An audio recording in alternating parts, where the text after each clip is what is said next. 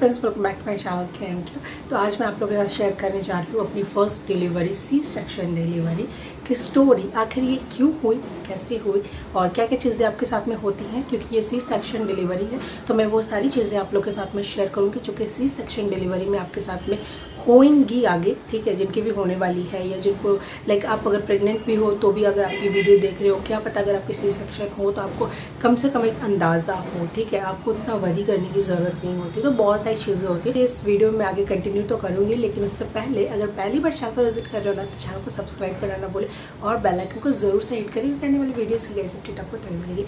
क्यों हुई सी section delivery, पहले मैं ये बता देती हूँ सी सेक्शन डिलीवरी क्यों हुई, तो इसका रीज़न क्या था। तो सबसे पहली चीज़, मैं भी जैसे प्रेग्नेंट नॉर्मल वैसे सारी चीज़ें प्रेगनेंसी मेरी काफ़ी ज़्यादा नॉर्मल थी, मैं बहुत ज़्यादा एक्टिव थी, किसी भी तरीके को मेरे को कॉम्प्लिकेशंस नहीं था और सारी चीज़ें नॉर्मल थी। लेकिन सडनली क्या हुआ कि एक दिन लाइक मेरे को पेन वगैरह तो नहीं आ रहे थे, मेरी ईडीडी भी निकल गई थी, लेकिन डॉक्टर ने कहा था हम लाइक जैसे होता है ना कि हम देख सकते हैं 1 वीक अराउंड ऐसे देख सकते हैं, लेकिन हाँ मेरी डेट जो है वो ओवर हो गई थी। उसके 5 से 6वें दिन पे क्या हुआ था, लाइक मेरे को लूज़ मोशन जैसे कि होता है, हर एक के सिम्टम होना स्टार्ट हो जाता है, तो मेरे को लूज़ मोशन होना स्टार्ट हो गया, जैसे डायरिया कहा जाता है, ये एक सिम्टम होता है लाइक डिलीवरी का, ठीक है। तो इससे क्या होता है कि आपका सर्विक्स का मुंह भी धीरे धीरे खुलना स्टार्ट हो जाता है। तो उस टाइम पे लाइक एक दिन मेरे को बस स्टार्ट ही हुआ था, तो घर वाले कहीं ना कहीं घबरा जाते हैं, ऑब्वियसली सभी के होता है ना कि इस टाइम पे इस कंडीशन पे अगर आपको डायरिया काइंड ऑफ चीज़ हो तो आपको क्या लगेगा कि आपके अंदर पानी की कमी होगी। तो सेम वैसे ही मेरे घर वालों ने भी मेरे को कहा कि तुम जाकर डॉक्टर को दिखाओ क्या कहते क्या नहीं। तो जैसे ही मैं और मेरे हस्बैंड डॉक्टर के पास गए तो वहाँ पे डॉक्टर ने मेरे को ये कहा कि आपका सर्विक्स का मुंह ओपन हो रहा है और आपकी डिलीवरी हो जाएगी, इस तरीके से बोला। हाँ, अभी स्टार्ट ही हुई थी वो चीज़, तो मेरे को वहाँ पे एक चीज़ का रिग्रेट था जो कि मैं आपको आगे बताऊँगी, जो कि मेरे को आगे ये चीज़ समझ में आई।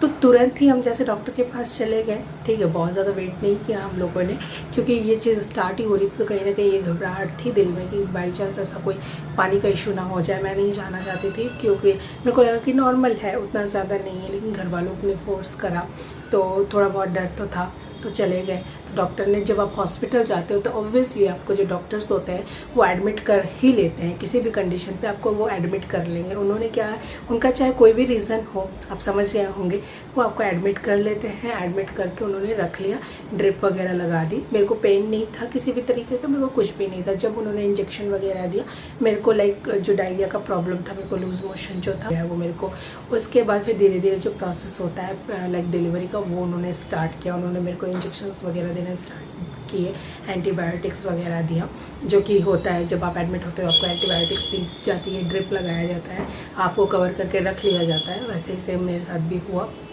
मैं 1 तारीख को 1 फेब 2014 में मैं एडमिट हुई थी और उस टाइम पे लाइक मैं 10 बजे के अराउंड में डॉक्टर के पास गई थी। उन्होंने मेरे को उसी टाइम पे मेरे को ड्रिप वगैरह लगा दी और ड्रिप वगैरह लगाने के थोड़े टाइम के बाद ही मेरे को लाइक 1 से 2 घंटे के बाद मेरे को राइगर हो गया, बहुत ज़्यादा मेरे को लाइक फीवर आ गया काँप के, और फिर उन्होंने ड्रिप हटा दी थी। उसके बाद क्या हुआ, शाम तक हमने वेट करा, वो चेक वगैरह कर रहे थे।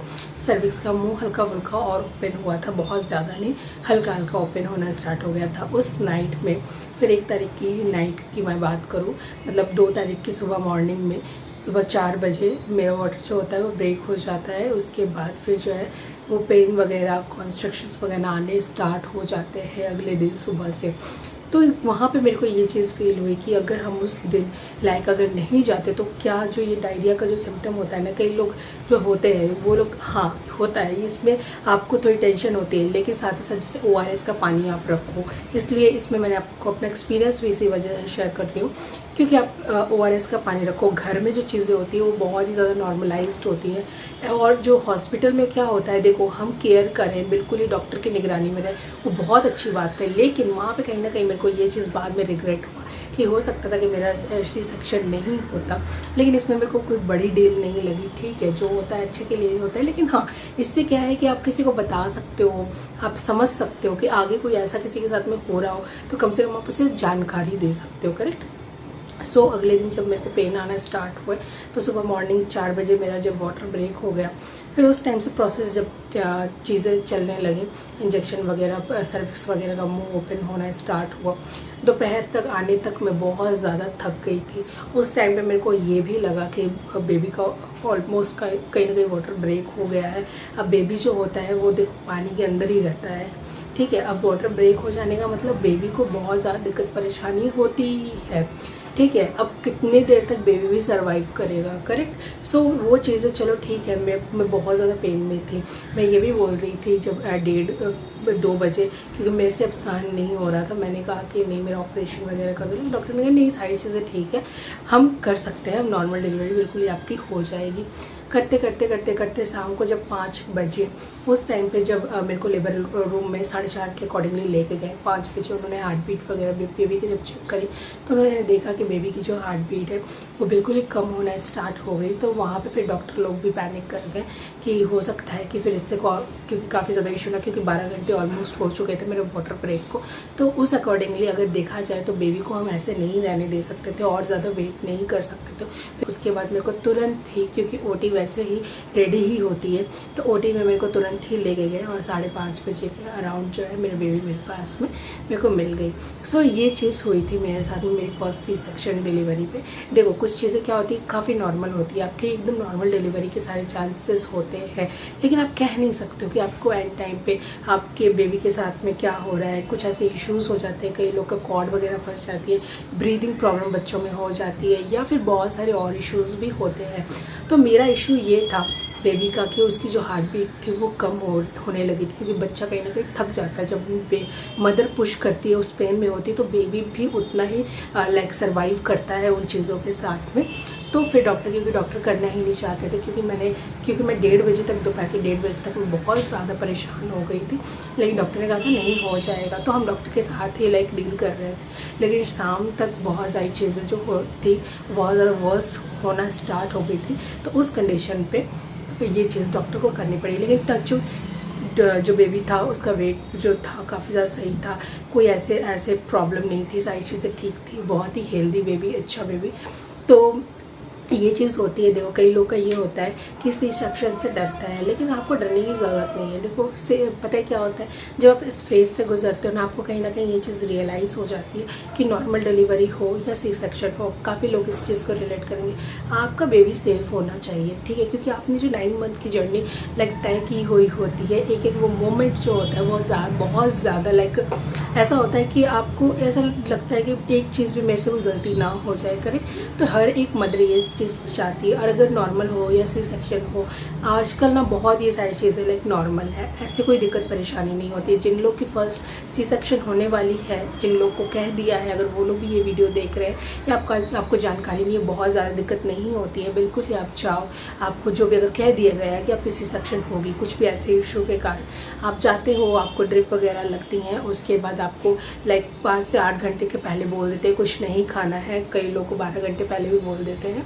कि आपको कुछ नहीं खाना है, अगले दिन आपका सी सेक्शन होगा।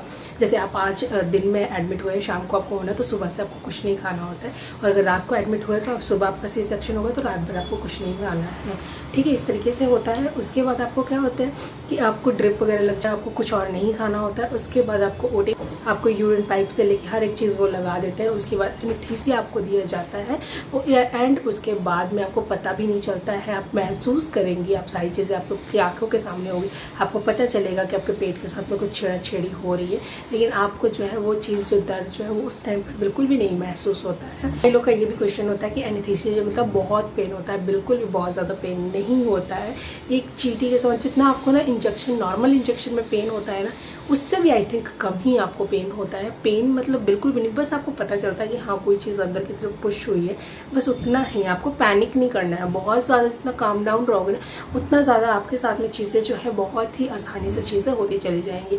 जितना ज़्यादा पैनिक करोगे चीज़ों के साथ में, देखो हम किसी भी चीज़ों के साथ में अगर बहुत ज़्यादा वो करेंगे तो दिक्कत हमें ही होगी। इसलिए नॉर्मल रहने की कोशिश करो। आप जितने चीज़ें होती हैं उतना आप ऐसा करो कि हाँ ये चीज़ तो होनी है, तो उस चीज़ को काम डाउन होकर चीज़ों को जब आप करते हो तो आपको बहुत ज़्यादा सहूलियत मिल जाती है। तो ऐसे करके करिए और बिल्कुल बहुत ज़्यादा पेन नहीं होता। और जब आपको एनेस्थीसिया दे दिया जाता है उसके बाद तो बिल्कुल ही आपको पता नहीं चलता। जब आपका एनेस्थीसिया का ख़त्म होना स्टार्ट होता है ना, हाँ, तब आपको बहुत ज़्यादा पेन वगैरह होता है। ये लेग्स की पोजीशन पे, पेट की पोजीशन पे होता है। उसके बाद जो आपको मेडिसिन वगैरह दी जाती है तो उससे आप काफ़ी ज़्यादा नॉर्मलाइज्ड होने स्टार्ट हो जाते हो। तो ये कुछ प्रोसेस होता है। अब देखो कई लोग को पहले भी पेन होता है, बाद में पेन होता है, जैसे मेरी कंडीशन पे कि नॉर्मल डिलीवरी का भी हमने दर्द सहा, उसके बाद सी सेक्शन का जो हुआ उसके बाद भी अपने दर्द सहा।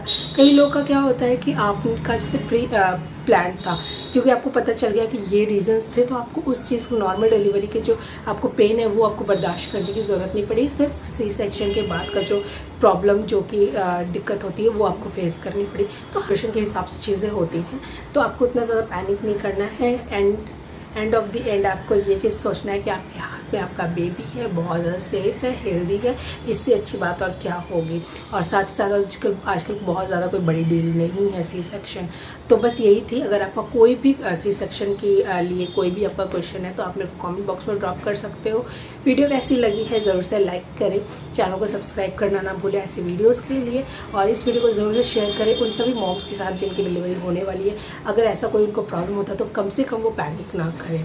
तो मेरा यही था कि इस वीडियो को शेयर करने का मतलब, ऑलरेडी मैंने ऐसी वीडियो आप लोगों के साथ शेयर करी है। होप इससे आपको हेल्प ज़रूर से मिली होगी। तो इस वीडियो से अगर आपको हेल्प मिली है तो इस वीडियो को ज़रूर से लाइक कर दें, चैनल को सब्सक्राइब करना ना भूलें। तो चलिए मिलते हैं ऐसे किसी अपनी अच्छे से नेक्स्ट वीडियो। तब तक के लिए बाय गाइस, टेक केयर।